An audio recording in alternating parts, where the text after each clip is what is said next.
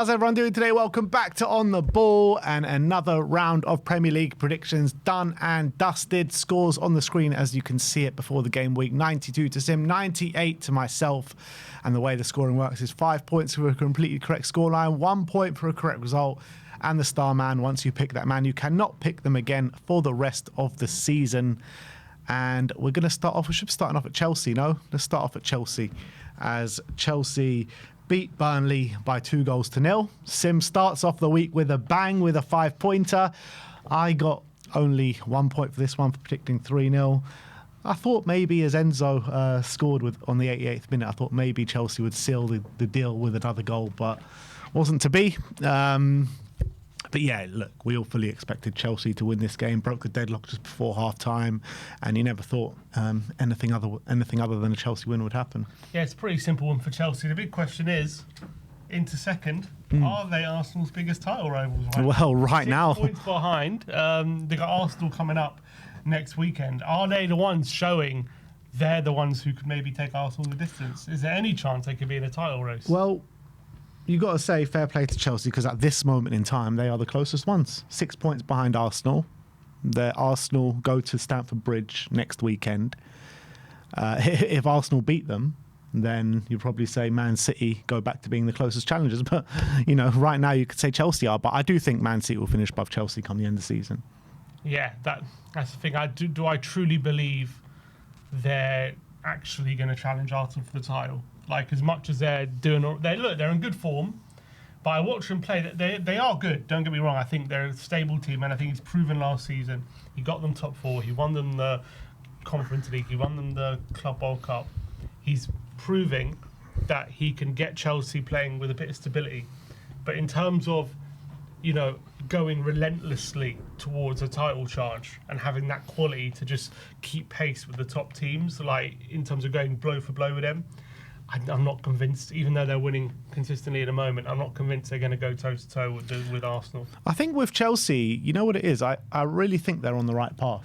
And I think they'll get there eventually to maybe being title challenged. But I think this year might become a bit too soon. I think they're still showing inconsistencies this season. But come next season, a few more signings in the back line, maybe even up front. You know, Cole Palmer's still to come back as well into this team. It's also true. So, yeah, I think next year will be the year that they potentially challenge the title. I think this year may come a bit too soon. I agree with that. But right now, you've got to say that they're in good form. No, they're doing very well. It's a weird one. I watch them play, and I'm never really, like, overly impressed or convinced a lot of the time. But they just seem to get the job done. Like, can't say anything, really. And they don't really concede that many goals.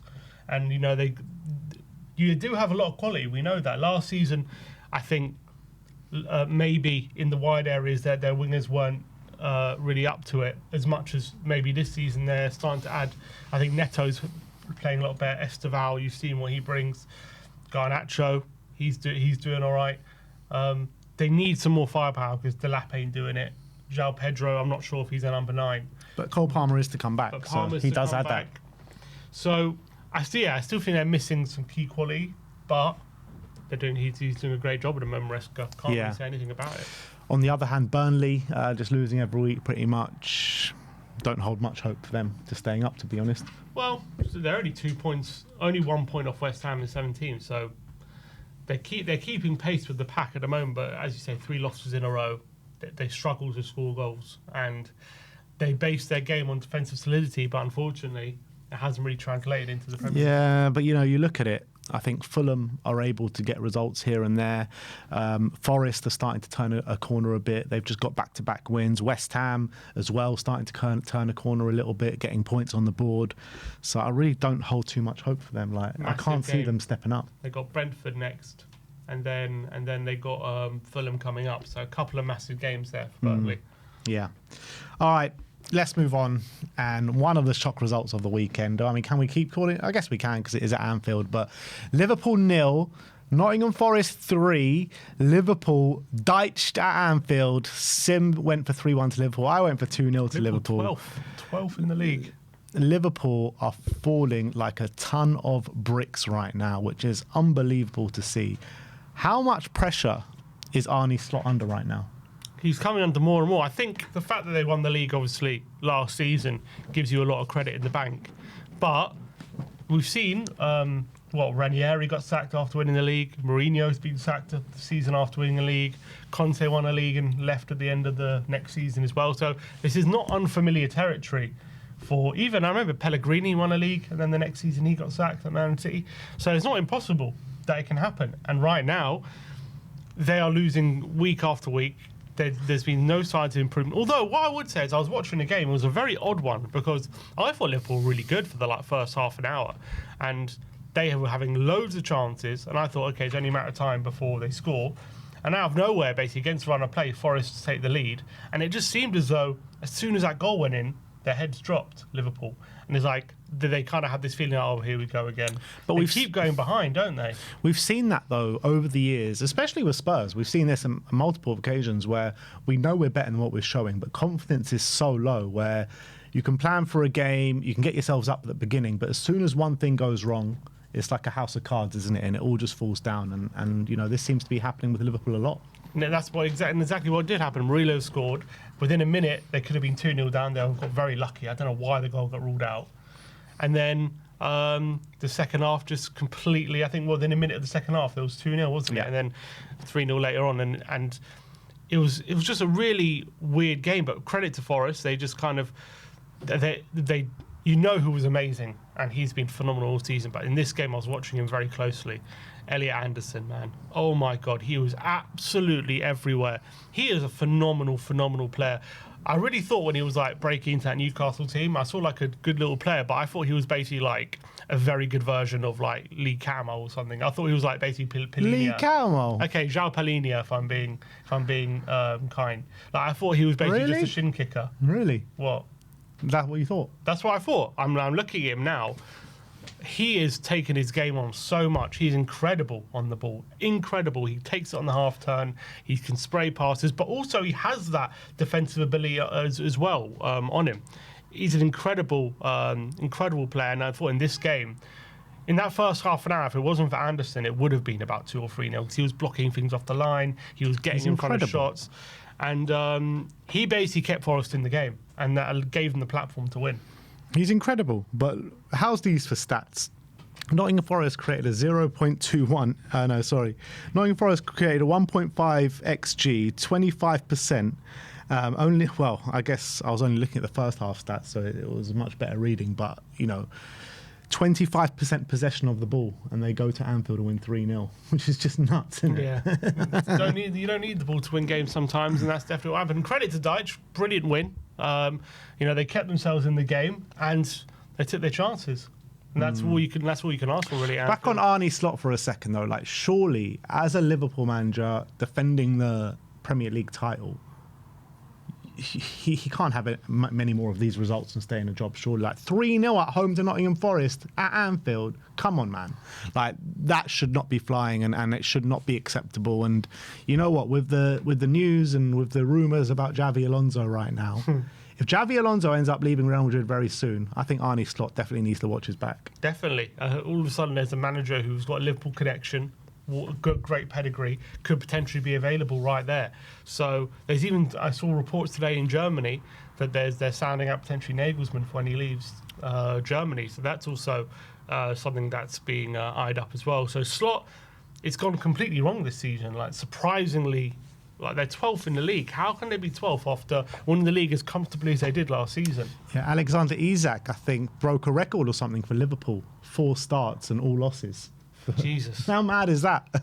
That's nuts. 4 starts and all losses. And yeah, he obviously hasn't got a goal in the Premier League. He's barely got a shot on target in the Premier League. It's not working out for him at the moment whatsoever. I get the feeling that, I think if he keeps going like this, Slot's going to be under serious pressure. I do think he'll last the season. I get the feeling, obviously, look, we know they're out of the title race now.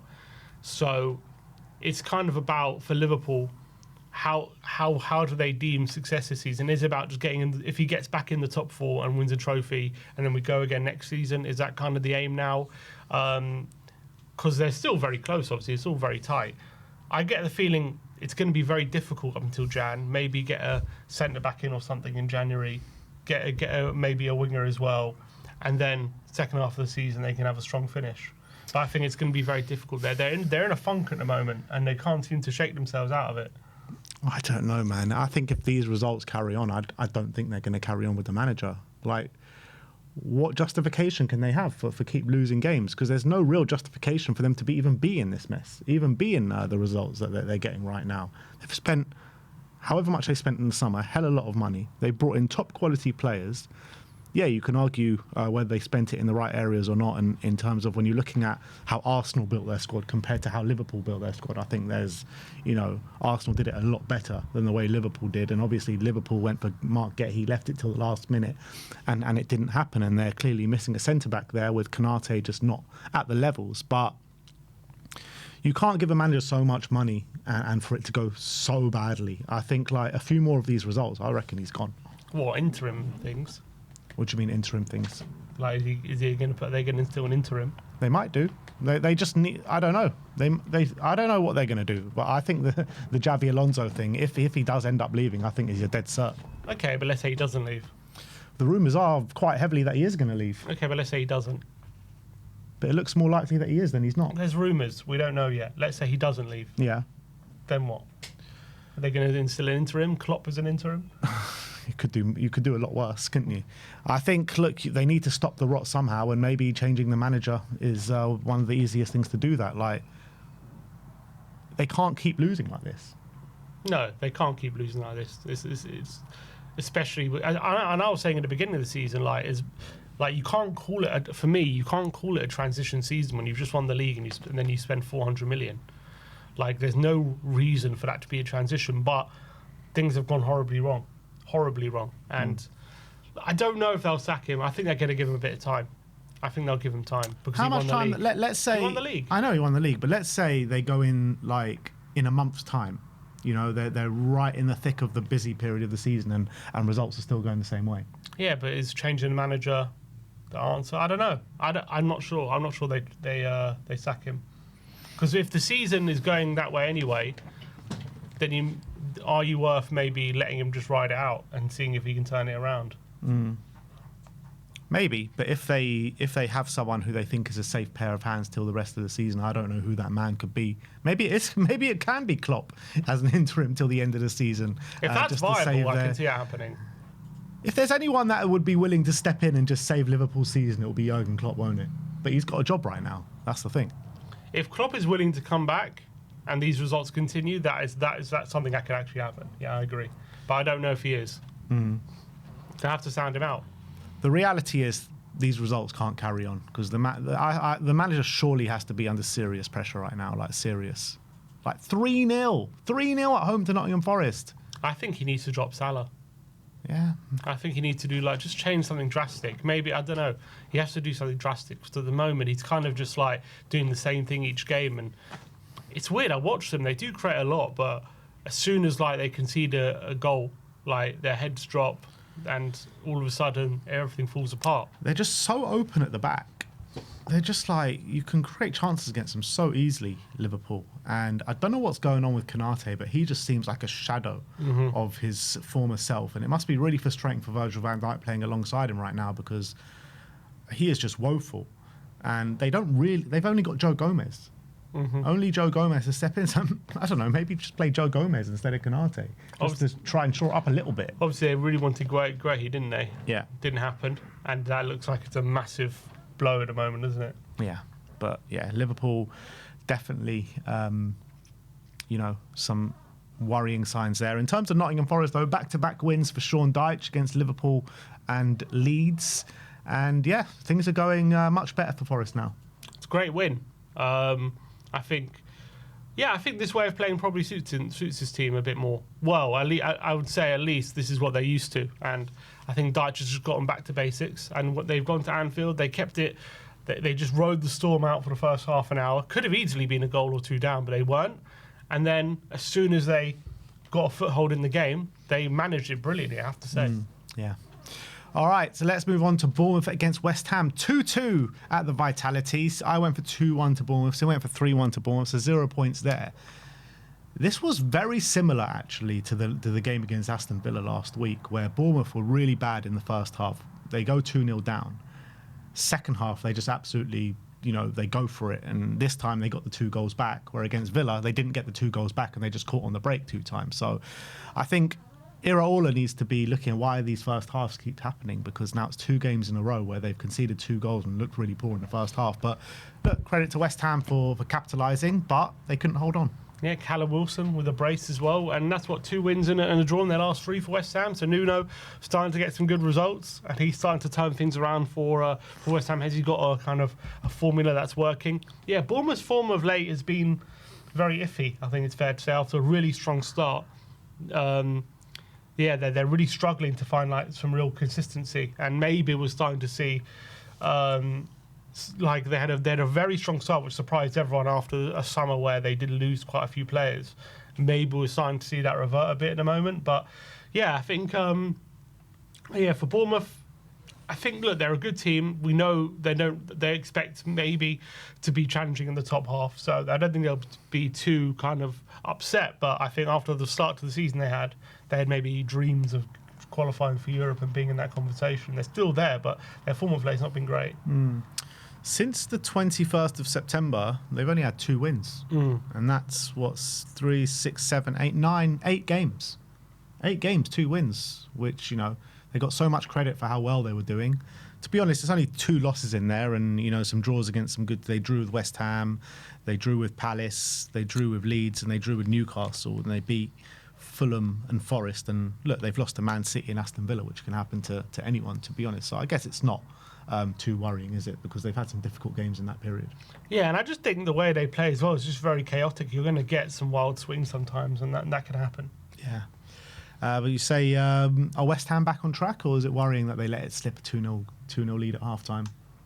I think it's good. Not good they let the lead slip, but it's good result. A draw away at Bournemouth, and they're starting to improve. Nuno's starting to get his act together there, and because it looked like at a time, even he can turn it around, and maybe he was potentially on the chopping block. Some people were saying so. Credit to him. West Ham host Liverpool next. Oh, if Liverpool lose that as well, oh my God. Yeah, so we'll see. Liverpool what happens get dragged there. into the relegation battle. And Bournemouth play Sunderland away. That's a very difficult game as well for them. All right, next up is Wolves against Crystal Palace. Sim went for 1-0. I went for 2-0, so I get the 5 pointer this time. Sim gets 1 point in this game. Munoz and Pino in like a 5-minute period, just settling the score basically, grabbing them the 3 points in that kind of 5-minute period. Yeah, and look, no surprise, Palace getting the win. Obviously, Rob Edwards' first game. And it seemed as though they were competing quite well, but look, Palace is such a tough team to play against. Looking at kind of some of the highlights and stuff, it seemed as though Palace were majority on top. Although Wolves did have, I remember they had a very good chance from a free kick, which the keeper saved, and it went to, can't remember his name. All the Wolves players, all their names are so hard to pronounce. But it fell to one of their players who hit it over the bar. But yeah, look, it's no surprise Palace got the win here. It's a good win for them. And after, some iffy form, they're back in 5th place. They created a 1.79 XG this game. Crystal Palace created a 1.27. So they actually won the XG battle, but just couldn't put the ball in the back of the net. 2 big chances each. Probably, a good sign for Wolves there in terms of the stats. I mean, I'm sure I don't know, look, I haven't looked at all their games, but at the end of the day, they need results right now. Yeah, of course. I don't think the XG battle is going to give them any sort of... No, it's not, but it does show that, they might be able to pull off some performances and maybe get some results later down the line. I mean, didn't they beat the XG battle when they played us? I don't know. Yeah, they didn't lose when they played us as well. True, but look, I don't think Rob Edwards thinking, wow, we won the XG battle. It wasn't like they won it by a lot. It was it was quite close. So yeah. At the end of the day, they lost the game. Also, I mean, you're creating a fairly high XG against a team that are really, good defensive team solidity. And, I expected Palace to have a fairly easy game in this game, and it wasn't that at all. Well, look, it's the manager's first game. The players are going to be a bit up for it, but they lost. Yeah. So they'll take the positives, I'm sure, but I don't think they're going to be saying, oh, okay, we're on to something just yet. No, I'm not saying that they are. I'm just saying it's something to note. Maybe some results might start coming their way if they keep performing in that same way. I don't think they're the lowest in the league at XG. It's not the first time they've created decent numbers.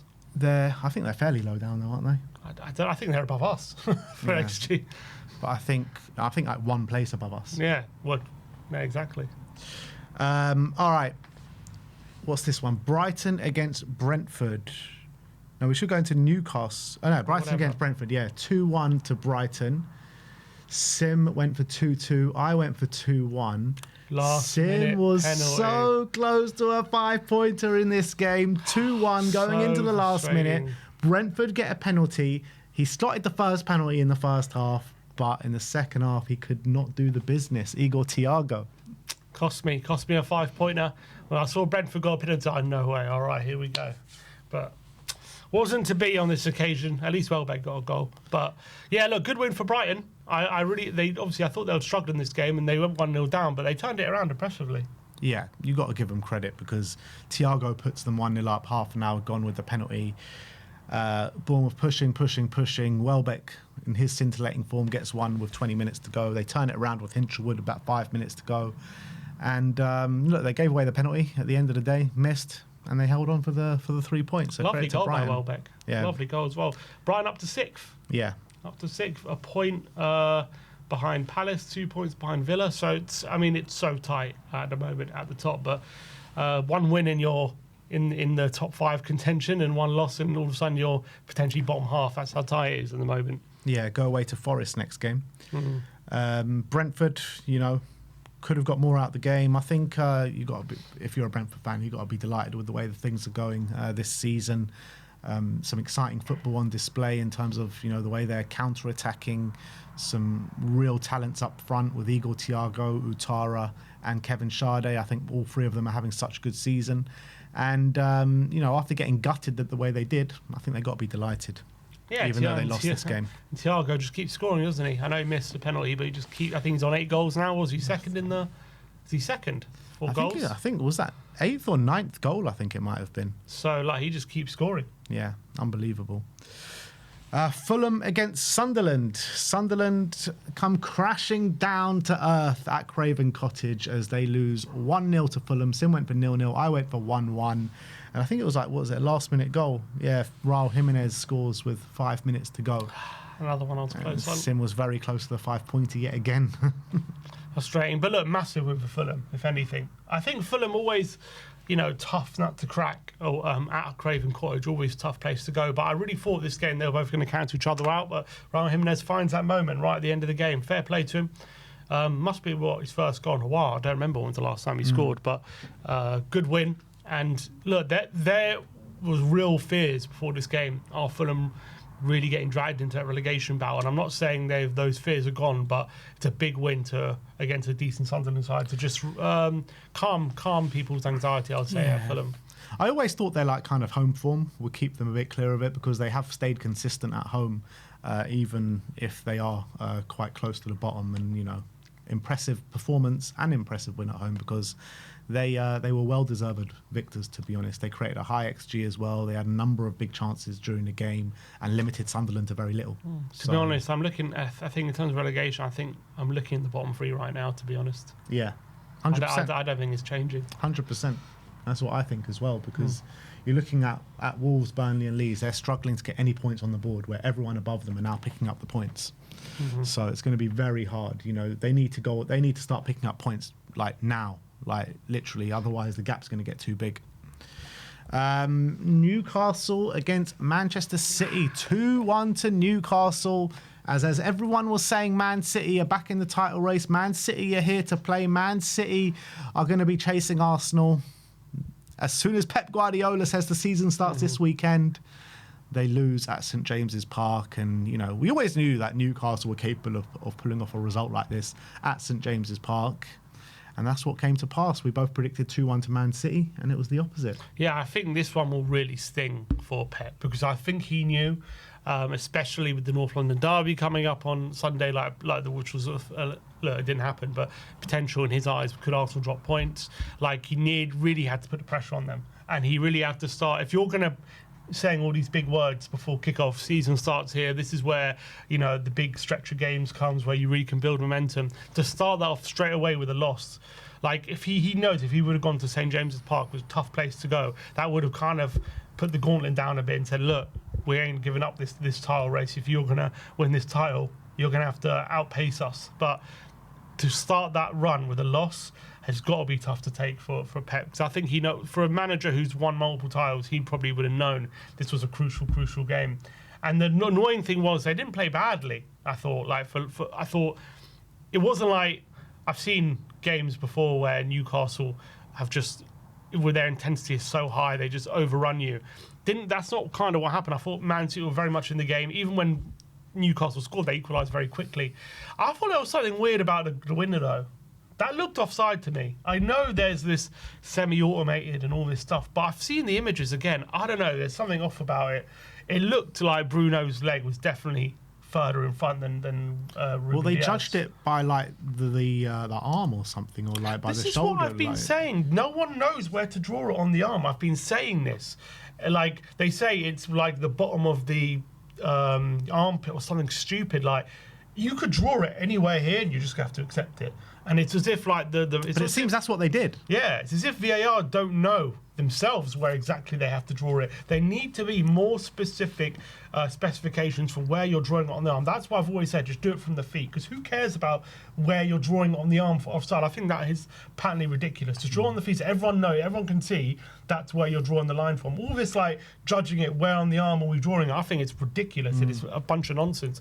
But I'm looking at the image. I don't know. I don't know if they did the right frame or what they did for the semi-automated, but it seemed very dodgy. I agree. As soon as I said it, I think I even sent a message in the WhatsApp group saying surely that's going to be ruled out. But goal gets given. Harvey Barnes 2 goals on the day. Still a flop?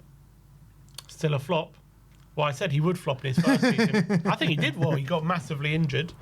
Yeah. But good play from him. I wouldn't He's say their best winger right now.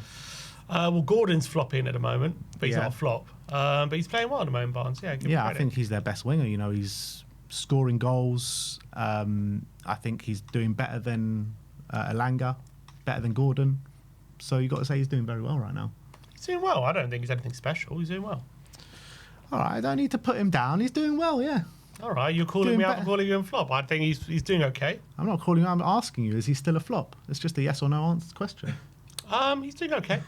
Probably not. Yeah. All right. Next up is Leeds against Aston Villa. 2-1 to Aston Villa. I went for 2-1. Sim went for 2-1. We both get 5 pointers in this game. And the Villa train just keeps on rolling, doesn't it? Yeah, and more. They just keep kind of finding something, don't they? Rodgers is starting to turn it on now, Hey, isn't Morgan Rogers, what a football player, man. Apparently that was his first free kick he's ever taken in the Premier League as well. he? Taken. Yeah. Wow. Well, the thing is, he was having quite a tough start to the season, wasn't he? And everyone's saying has the speculation got to his head, but he seemed to have knuckled down recently, and he's in banging form again. Well, I think he recently, a few weeks ago, just signed a contract, didn't he? Yeah, maybe that settled everything in his mind. And 2 great goals from him. They're 1-0 down. You're thinking, our Leeds going to get a big win. Their home form has been okay, but yeah, Villa turned it around in that second half and 2 brilliant goals, and they're up in 4th place at the moment. They just seem to no one's stopping them at the moment. Villa. No, they're doing very well, and you really thought it was the end of Unai Emery, but they just keep winning, and that loss to Liverpool right now, it ain't looking like a good loss for Aston Villa with the way they're playing. They should have probably won that game, but they it's just weird seem for to get Villa. winning game after game. Every game they lose the XG battle, they just seem to keep winning. Yeah. It's just strange. Like I don't know, mate. They kind of like slightly lose it, you know what I mean? It's not like they're getting absolutely pulverised. I in the know, XG but will battle. that start to turn again if it keeps happening? I don't know. Like I'm looking at them, and they seem like they're playing very well. I don't know. I feel like the underlying data suggests this run is a bit of a overperformance. What does the eye test tell you? The eye test, I also Really? yeah. I know that the game against Bournemouth, I think that they were the much better team in the first half. Second half, I think Bournemouth probably did enough actually to get back in the game, but they Missed a penalty. Yeah, they hit them twice on the break. Against Man City, I thought they were probably the better side. Against Tottenham, I think they were the better side. Against That's not what you said at the time. What, against Villa? Yeah, you said What we do you did mean? more than enough to get something out of the game. No, that was Man U. No, Spurs. You said Villa. Spurs. Watch the match review. Did I? Back. Yeah.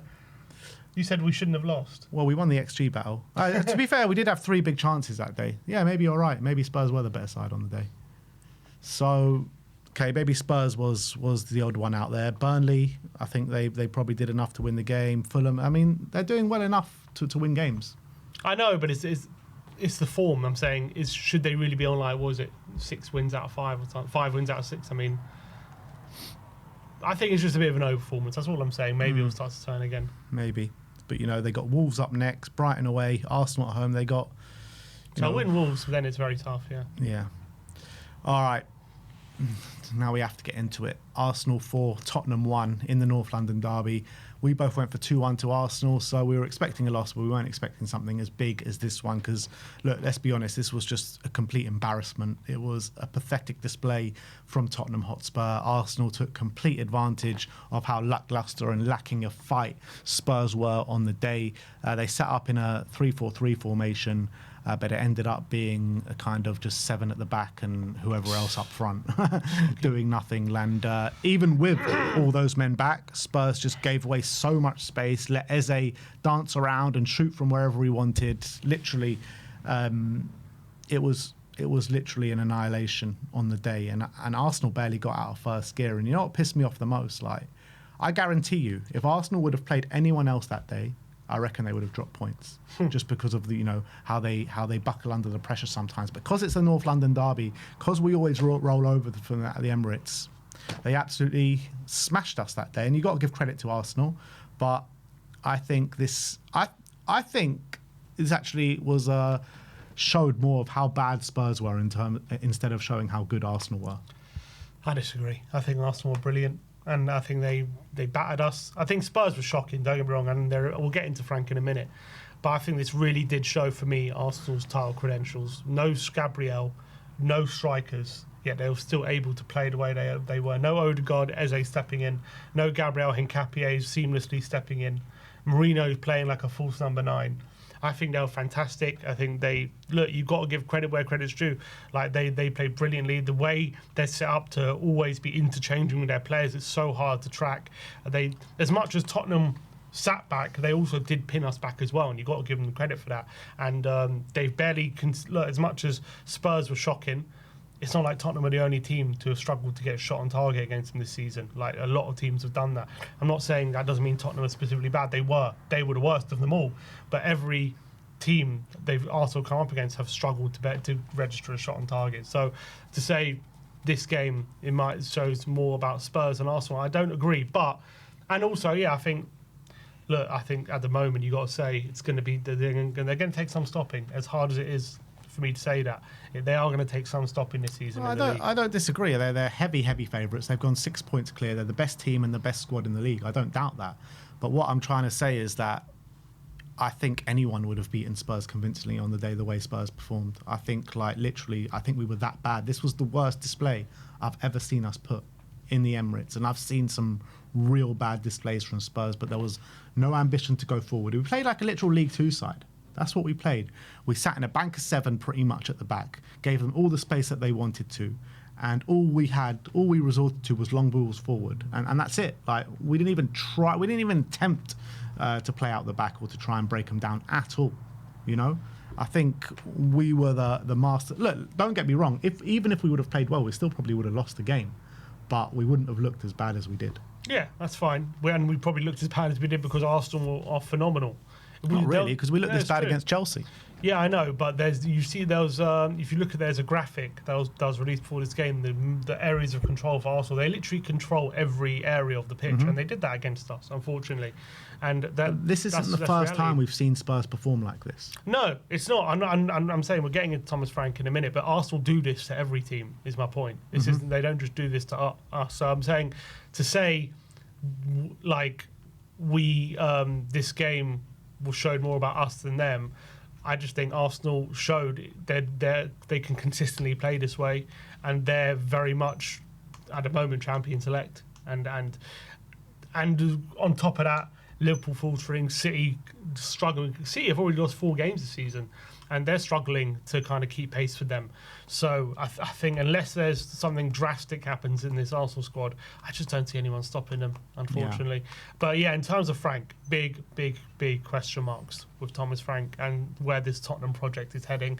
There was a lot of excitement in the summer when he was appointed. Could he, this was his big chance, his big break after many years of Brentford. Is this guy that can he translate? He deserved a chance at a big club like Tottenham, and I agree with that. But at the moment, he is turning us into Brentford the way we're playing. That is the reality. He's not. He's worse than Brentford at the moment. It's a lot worse than Brentford. We're above Brentford, but it's worse than when he was at Brentford. We can't register a shot on target. We can't even get into the opposition box, opposition half, let alone box. We can't get near the opposition area. We're heavily reliant on set pieces. Our biggest mode of attack is win a throw and lump it in, or win a free kick on the halfway line and get Vicario to lump it into the box, or try and win a corner. That's the biggest areas we got to attack. I think it's pathetic. I think it's cowardly. And I think Frank has got a lot to answer for. You're at a club.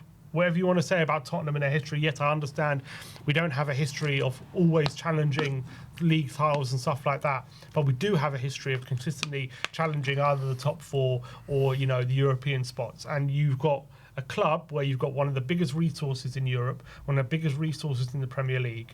You've got everything at your disposal. Whatever you want to say about the quality of players at Tottenham, we've got good quality players there. We do. We have quality players that could easily, in my opinion, match up to the likes of Newcastle, Villa, United, and especially the other teams right now that we're challenging for. So there is no excuse to be putting in performances like that in any game. I don't care if it is Arsenal away. There is no excuse to be putting in games like that, putting in performances like that. When you can't register one shot, it is pathetic. And then okay.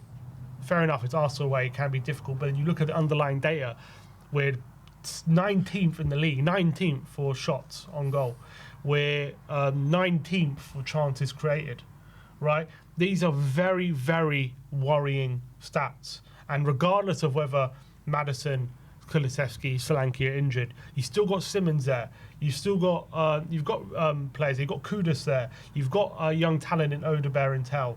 You've got Bergvall. You've got some good talent at your disposal that you should be able to do something with and actually create something. And yes, if you create something and they're not good enough to finish it off, okay, I can understand that. But to not even get near the opposition penalty box, that is nowhere near good enough. Nowhere near good enough for a club of the size of Tottenham Hotspur.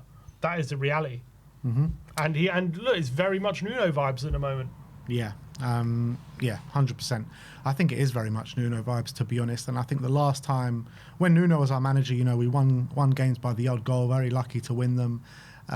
This is kind of like just Nuno, just we're much better at set pieces. That's just what it is. And it is worrying signs. For me, I want to afford him the time to get it right and to turn it around. But I think a lot of Spurs fans right now are losing the patience to keep watching this turgid football with no ambition, with no bravery, and even me, one of Frank's biggest backers, it's hard to watch week in, week out, and there is going to be a turning point at some point, and it might come pretty soon because we just can't keep watching stuff like this. But I do want to give him all the time to turn it around, but it doesn't seem like he's even attempting to play any sort of football that the fans want to see. We have to be able to see what you're trying to implement, and I understand it can't be done overnight. But after 12 games, you should be seeing something. I'm not saying it should be perfect, but you should be seeing little signs of what he's trying to do, and it should be starting to be implemented. And it's way too infrequent. Way too infrequent. Yes, we had Copenhagen one game, but I said after that Copenhagen game, I don't want to be sitting here a few weeks later saying, oh, but we played well against Copenhagen. That's what we seem to be doing. You can probably count on three fingers, right? Amount of times we've one hand probably. Amount of times we've actually had a decent, not even good, a decent showing on the ball in possession. Mm-hmm. That should not be happening. Even in your first 10 games, you should be seeing something. You should be seeing some sort of patterns of play, some methods of attack. It shouldn't just be that we're going to be relying on set pieces. That should never be the case. And the longer that continues, rightly, I think the fans are going to lose patience because it's nowhere near acceptable. Yeah. But look, we've brought him in the summer and we've put our trust in him. We've brought a lot of people here with him in terms of coaching staff, sports science, medical team, all that kind of stuff. We've got to give him the time to turn it around. What other option have we got? Or give us some opportunities, but you have to earn the time. You can't just keep having performances with no shots and say, yeah, but I need time. No, you need to be showing something. Well, yeah, he needs to turn it around. That's the reality. But how long do you give it? Probably the new year. So if there's no signs of improvement come the winter break, I'm done. Yeah. Get Ange for 6 months. Oh God, that's really where we're at right now. The sad state of affairs, man. I genuinely think if it is I know it's probably unrealistic, but there's any viable opportunity to bring someone like Xabi Alonso through the club, I would probably sack him tomorrow. But yeah, I don't know. I'll probably feel a lot different come the new year if this keeps happening and the results don't, not even the results, the performances don't start getting better. But I genuinely want to give the man a chance, but it's getting harder and harder to back as each week progresses. That's the reality. So, yeah, that's that. Manchester United 0, Everton 1, Monday Night Football. Everton go down to 10 men inside the first 10 minutes as Idrissa Gueye and Michael Keane get into a little scrap with each other. I don't know what the ref's thinking, but Idrissa Gueye kind of hits Michael Keane. I tell you, it's just an absolute madness. I've just never seen a sending off like that before in my life. I was like, how is Idrissa Gueye getting sent off for hitting his own teammate 10 minutes into a game? Bonkers. The modern day Dyer and Lee Bowyer, which we haven't seen the like in a long, long time. But yeah, David Moyes said after the game he likes seeing his players fight each other. I'm not sure if he enjoyed seeing his team go down to 10 men, but credit to Everton, they reacted well to it. But yeah, the whole thing was bizarre. Like, Idrissa Gueye basically passed the ball to Michael Keane. He misread it. And then they got in, like, Idrissa Gueye, like, went into Michael Keane for ball watching, not basically reading where Idrissa Gueye was going to pass the ball. He ends up slapping him. The referee, they get into a bit of a scrap. The referee gets a rush of blood to the head and sends off Idrissa Gueye. I guess maybe you could say rules are rules. If a hand goes to the face, even if it's your own player, even on your own team, you got to do what you got. The rules are rules, and he's got to be sent off. But the most bizarre thing was Michael Keane's reaction to it. Like, I think when you're seeing your own team go down to 10 men, usually the gut reaction of most players is to run to the referee and say, defend your player and it's no big deal. I understand he's just gone to a scrap with him, but he's basically saying, go on, jog on, you've been sent off, get off the pitch. He's like telling his own team, he's captain as well, isn't he? The whole thing was bizarre. He's like encouraging the referee to send off his own man and encourage, like, he seemed like he was happy that his own team was down to 10 men. The whole thing was bizarre, but you know what? Even though they were down to 10 men, they didn't let it affect them. They played really well, Everton. They played really well. Dewsbury Hall with a brilliant goal to take the lead, and they defended excellently, I thought. Pickford, though, put in a great display, and so did Michael Keane, credit to him. But I guess the story is Man United in this game, because 0-0, Everton go down to 10 men, you're thinking, okay, surely that's 3 points for you. Surely that's the perfect scenario. They went, down to 10 men after 20 minutes? Like less. It was like 12 minutes. 12 minutes. So you've got basically the whole game, essentially, to score a goal and take the lead against one less man. And then they found themselves 1-0 down, and they couldn't muster even a goal for the whole game. I don't understand why Ruben Amorim in this game persisted with his three at the back. Why not take another defender off, put another attacker or another midfielder in, and try outnumber them in midfield? I just didn't understand that. What is Ruben Amorim thinking? I was watching that as well, because they're down to 10. I'm watching the game. They're down to 10 men, right? They've got one striker against 3 centre-backs. Yeah. And their basically tactic is lump into the striker, trying to get him to hold it up and win free kicks and whatnot. And other than that, they're not really looking to hurt you. They're just looking to defend their 1-0 lead. Especially once they go 1-0 up, Everton, they're going to sit even deeper now. So you just need that little bit of extra quality, that little bit extra guile. But I'm watching the game, and like, they're getting close to the box, and it's like Yoro putting the ball into the box, and it's De Ligt who's like got the ball in and around the penalty box. I'm like, why shouldn't that just be an attacking midfielder right there in that position when he's under no pressure? He's got time and space. Get some attacking talent on there. Get some players with a bit more technical ability instead of relying on your centre backs to break down 10 men. I thought the whole thing was bizarre. And does that go to show the stubbornness of Amorim, even in this situation where you're playing against 10 men? He's still persisting with having 3 centre-backs as if that's the best way to try and like break down this low block. It's like the only way he knows how to play it seems like. He doesn't want to change it up for nobody. I mean, Even when you're throwing the kitchen sink last 10 minutes. Yeah, I mean, look, I do have a little bit of sympathy because, like, they did have quite a number of attacking players out for this game, and they didn't have many attacking options on the bench. I think it was literally Mason Mount, and that was it, and he came on at half-time.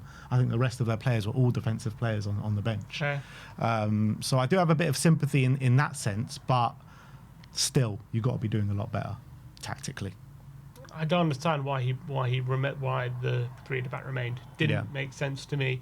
And at the end of the day, they didn't score. And now Amorim, after decent run of form, they're now 3 without a win. Yeah, but Joshua Zirkzee up front playing like the lone rollers. He's just not that guy, man. He's really not a good football player. And, you know, they missed Cunha. Cunha's been big for them. He was out injured for this game. I think Sesko's miles better than Joshua Zirkzee, even though Sesko, you know, hasn't set the world alight, but I think he's been decent so far this season. So they were missing 2 big players in their forward line, but it shouldn't be an excuse, really, against 10 men for a whole game. You're 0-0 against 10 men. You can't lose. You can never lose that game. Not only 10 men. You're 10 men against Everton, who like can't buy a win away from home, and they go to Old Trafford with 10 men and take a 1-0 win. Not good enough. That guy's never going to cut his hair, is he?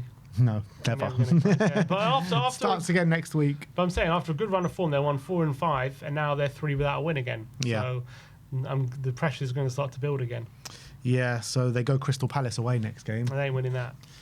Then they got West Ham at home, Wolves away, Bournemouth at home. So they got 3 decent games there. 3 decent games. All right. Star men, sim win for Danny Welbeck. Got 5 points, 1 goal. Danny Welbeck train keeps rolling, and I went for Mateta. I don't know what it is. Whenever I pick a star man, they always get hauled off. Last week it was Gordon, hauled off at half-time. This week, Mateta. The week before, I think Jarrod Bowen, West Ham scored 3 goals. I'm getting so unlucky in these star men. Mateta is literally scoring every week, and the week I pick him, he gets hauled off after an hour, and then they go score 2 goals as soon as he comes off. Can't write it. It's just the way it goes. But we end off this week 109 points to Sim, 115 to myself. We'll see you all again on Thursday. Thank you, everyone, for joining us. We'll see you next time.